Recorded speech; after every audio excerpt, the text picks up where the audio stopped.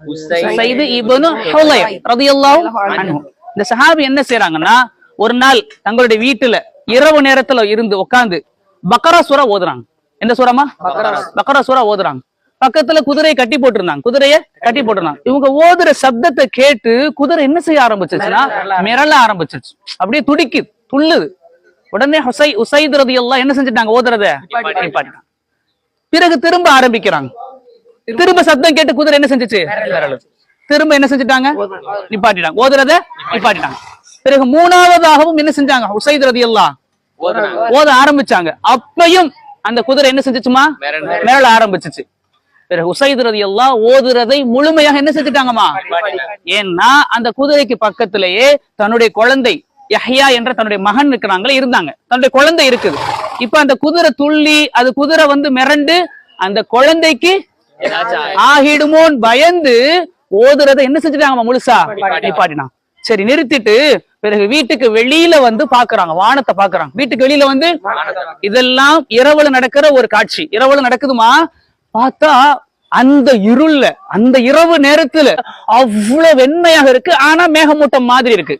இத பாத்துட்டாங்களா? மறுநாள் காலையில நபி ஸல்லல்லாஹு அலைஹி வஸல்லம் அவர்களிடத்துல நடந்த எல்லாத்தையும் சொல்றாங்க. யா ரசூலல்லாஹ், இப்படி நான் ஓதுனேன், மிரண்டுச்சு, திரும்ப நிறுத்திட்டேன், இப்படி சொல்லிட்டு சொன்ன பிறகு ரசூலுல்லாஹ் சொன்னாங்க, தோழரே நீங்க ஓதி இருக்கலாமே, ஏன் நிறுத்துனீங்க? நீங்க என்ன செஞ்சிருக்கலாமே? ஓதி இருக்கலாமே. இல்லையா ரசூலல்லாஹ், நான் ஓத அந்த குதிரை என்ன செய்ய ஆரம்பிச்சுச்சு? அப்ப குழந்தைக்கு அதனால பாதிப்பாகிரும், பயந்து நான் நிறுத்திட்டேன். பிறகு கேட்டாங்க நபி அவர்கள், சரி ஒரு காட்சியை பார்த்தேன்னு சொன்னீங்கல்ல, என்ன தெரியுமா?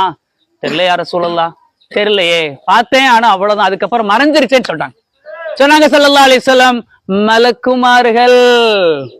நீங்க பார்த்த காட்சி என்னமா?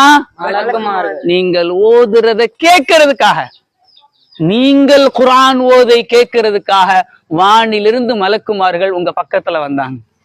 அல்லாஹ் அக்பர். புரிஞ்சாமா தங்கம்? நீங்க மட்டும் தொடர்ந்து ஓதி இருந்தீங்கன்னா, நிறுத்தாமல் காலையில எல்லா மக்களுமே என்ன செஞ்சிருப்பாங்க? பார்த்திருப்பாங்க. அல்லாஹ் புரிஞ்சாமா? அப்ப இதுல இருந்து நம்ம என்னன்னா, குர்ஆன் அந்த சஹாபி எந்த அளவுக்கு உணர்வு பூர்வமா ஒரு இனிமையா ஓதி இருப்பாங்க. அல்லாஹ்வுடைய வார்த்தையை யார் கேட்கிறாங்க? சரி, மலக்குமார்கள் தாங்களாக வந்துருவாங்களா?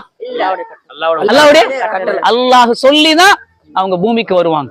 அப்படியானால் அல்லாஹ் சொல்லி இருப்பானே, போங்க என்னுடைய அடியார் பாருங்க பக்கரா சூராவை இனிமையா ஓதுறார், போய் கேளுங்க அப்படின்னு சொல்லி. அதனாலதானேமா சொல்றோம், நீங்க குர்ஆனை எப்படித்தான் ஓதணும்? தஜ்வீதோட, தர்தீலோட, நிதானமா.